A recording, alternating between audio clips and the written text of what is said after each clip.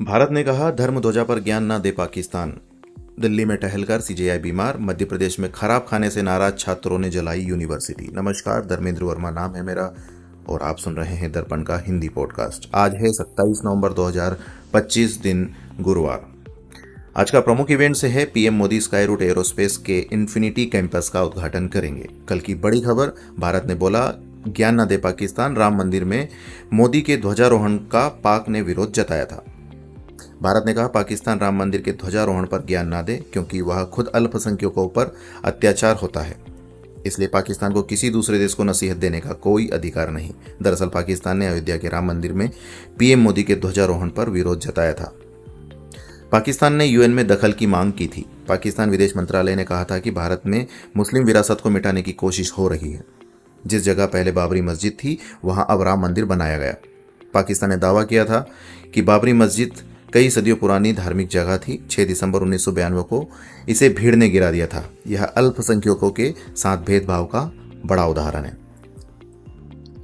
भारत को Commonwealth games की मेजबानी मिली। 2030 में अहमदाबाद में होंगे गेम्स। भारत को कॉमनवेल्थ गेम्स की 2030 की मेजबानी मिल गई है और अहमदाबाद को होस्ट सिटी चुना गया है। स्कॉटलैंड में हुई बोर्ड बैठक में यह फैसला हुआ। भारत 15 साल के बाद कॉमनवेल्थ गेम्स CWG की मेजबानी कर रहा है। इससे पहले 2010 में नई दिल्ली में इन गेम्स का आयोजन किया गया था। तब भारतीय खिलाड़ियों ने 38 गोल्ड मेडल और 101 मेडल टोटल मिलाकर जीते थे। दिल्ली में 1 घंटा टहलकर बीमार हुए सीजेआई सूर्यकांत। कहा प्रदूषण चिंताजनक, हल निकालना होगा। दिल्ली में बढ़ते प्रदूषण से लोगों की सेहत बिगड़ रही है। सुप्रीम कोर्ट ने एसआईआर की सुनवाई के दौरान सीजेआई सूर्यकांत ने कहा कि वे सिर्फ 1 घंटा टहले और उनकी तबीयत खराब हो गई। सीजेआई ने प्रदूषण को चिंताजनक बताया और समाधान की जरूरत बताई। उन्होंने 60+ उम्र के वकीलों को इन पर्सन हियरिंग से छूट देने और वर्चुअल सुनवाई बढ़ाने पर विचार करने की बात भी कही। मध्य प्रदेश की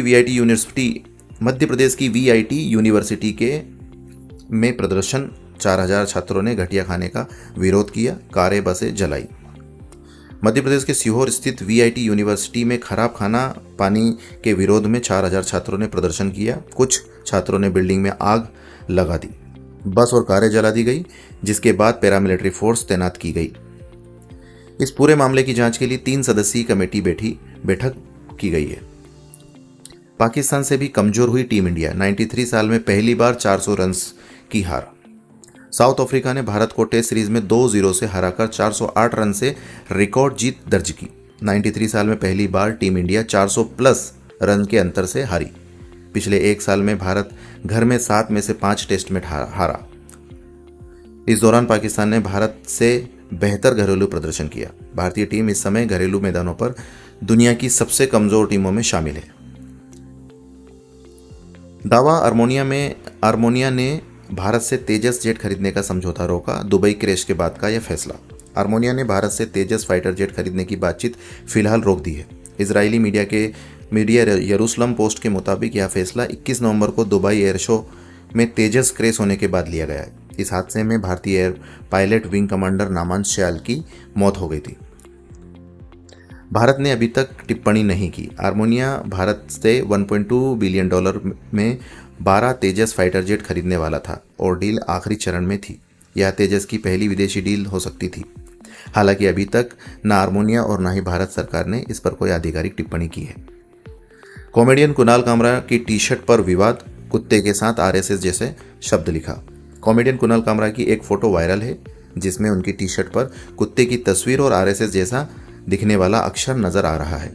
कुछ लोग इसे PSS भी बता रहे हैं क्योंकि आर साफ नहीं दिखाई दे रहा। इस टी-शर्ट पर बनी लिखावट और डिजाइन पर भाजपा और शिवसेना नेताओं ने कड़ी आपत्ति जताई। दोनों पार्टियों का आरोप है कि कामरा ने आरएसएस का मजाक उड़ाने की कोशिश की है। पुलिस का कहना है कि मामले की जांच की जा रही है। कामरा ने शिंदे को गद्दार बताया।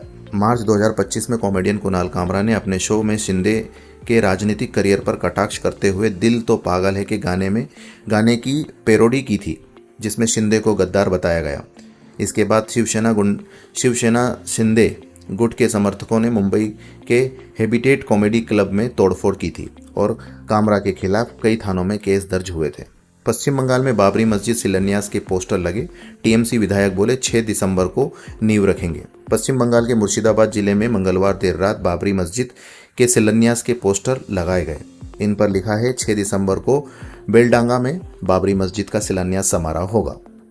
3 साल में निर्माण पूरा होगा। टीएमसी विधायक हुमायूं कबीर को आयोजनकर्ता बताया गया है। कुछ अहम खबरें जिन्हें आपको जान लेना चाहिए। पूर्व सीजेआई के सवाल कभी पॉलिटिकल प्रेशर आया, जवाब में उन्होंने कहा नहीं। बोले हमने नागरिकों को आज़ादी दी है, बेझिझक कोर्ट आए, बुलडोजर एक्शन पर सख्त नियम बनाए।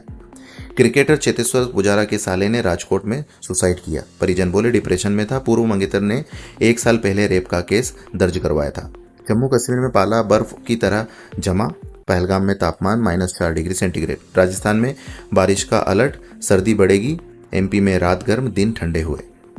खड़गे बोले कर्नाटक सीएम विवाद सोनिया राहुल और मैं सुलझाएंगे। विधायकों ने कहा जल्द फैसला लें। शिव कुमार का सीएम की कुर्सी खरीदते एआई वीडियो। दावा H1 वीजा में धोखाधड़ी हो रही है। दुनिया के लिए 85,000 तय, लेकिन चेन्नई में 2.2 लाख में मिल गए। सुप्रीम कोर्ट ने एसआईआर पर सुनवाई। चुनाव आयोग बोला राजनीतिक पार्टियां डर का माहौल बना रही। केरल, बंगाल और तमिलनाडु की प्रक्रिया रोकने की मांग। संविधान दिवस पर संविधान 9 नई भाषाओं में जारी। राष्ट्रपति बोली 3 तलाक खत्म करना ऐतिहासिक कदम। जीएसटी से देश की आर्थिक एकता मजबूत होगी। आरएसएस बीजेपी संविधान को कमजोर कर रहे हैं, कांग्रेस ने ऐसा कहा। भारत की यह पहचान आज खतरे में, ममता ने कहा। नागरिक अधिकारों के नाम पर डर का माहौल बना रहे। समय देने के लिए धन्यवाद। जानकारी उपयोगी लगी हो तो सब्सक्राइब करके सपोर्ट जरूर करिएगा। धन्यवाद।